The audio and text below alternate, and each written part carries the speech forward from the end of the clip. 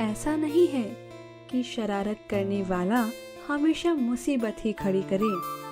कभी कभी शरारत किसी का भला भी कर देती है। लीजिए सुनते हैं यह कहानी। एक बार की बात है, चमनपुरा जंगल में सभी पशु पक्षी मिलकर रहते थे। सभी एक दूसरे का ख्याल भी रखते थे।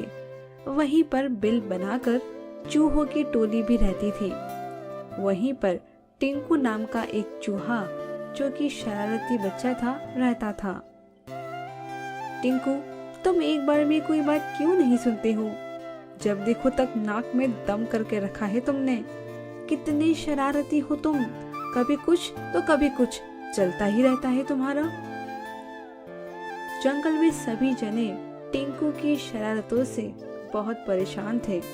कोई भी उसको अपने साथ रखना पसंद नहीं करता था। एक दिन उसे जंगल में कुछ शिकारी आए। उन्हें जंगल बहुत पसंद आया तो वह जाल बिछाकर वहीं पर रुक गए। अरे, यहाँ तो शिकारी आए हैं, अब यह हमें पकड़ लेंगे। कुछ तो करना पड़ेगा, नहीं तो हमारी जान जोखिम में आ जाएगी। क्या करें? जाकर जंगल के राजा शेर को बताता हूँ। अगर शेर इन शिकारियों पर हमला कर दे या इन्हें डरा दे तो यह यहाँ से जा सकते हैं और तभी हम सब बच सकते हैं। हाथी जंगल के राजा शेर के पास आकर उन्हें पूरी बात बताता है। शेर दहाड़ता हुआ उन शिकारियों पर हमला करने आता है।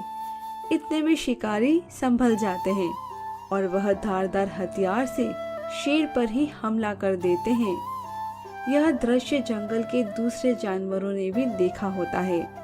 सभी जने डरकर भागने लगते हैं।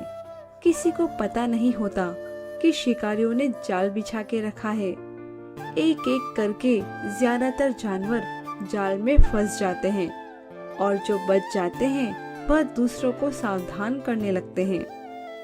अरे, मैं कहाँ छुपूं? मैं तो इतना बड़ा हूँ कि शिकारियों को नजर आ ही जाऊंगा।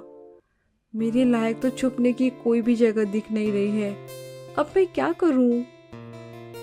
वह परेशान हो ही रहा होता है। इतने में टिंकू शरारती चूहा वहां से गुजर रहा होता है।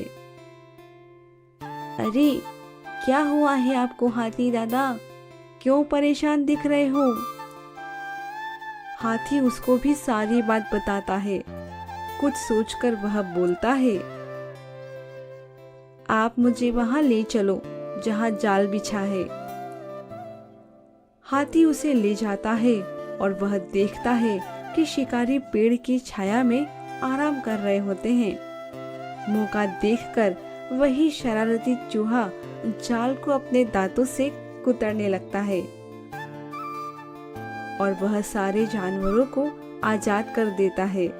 कुछ समय बाद शिकारी, अरे, सारे के सारे जानवर गायब। वह सर पर हाथ रखकर बैठ जाते हैं। उनके हाथ एक भी जानवर नहीं लगता और वह सदमे में आ जाते हैं। सभी जानवर टिंकू चूहे को धन्यवाद कहते हैं और आज उसकी मम्मी भी उसको ढेर सारा प्यार करती है। आज मुझे तुम पे गर्व है बेटा। तुम्हारी शरारत ने आज जंगलों के जानवरों की रक्षा की है। पर बेटा, हमेशा परिस्थितियों को देखकर ही हमें काम करना चाहिए। जी माँ, मैं समझ गया। अब मैं खेलने जा रहा हूँ।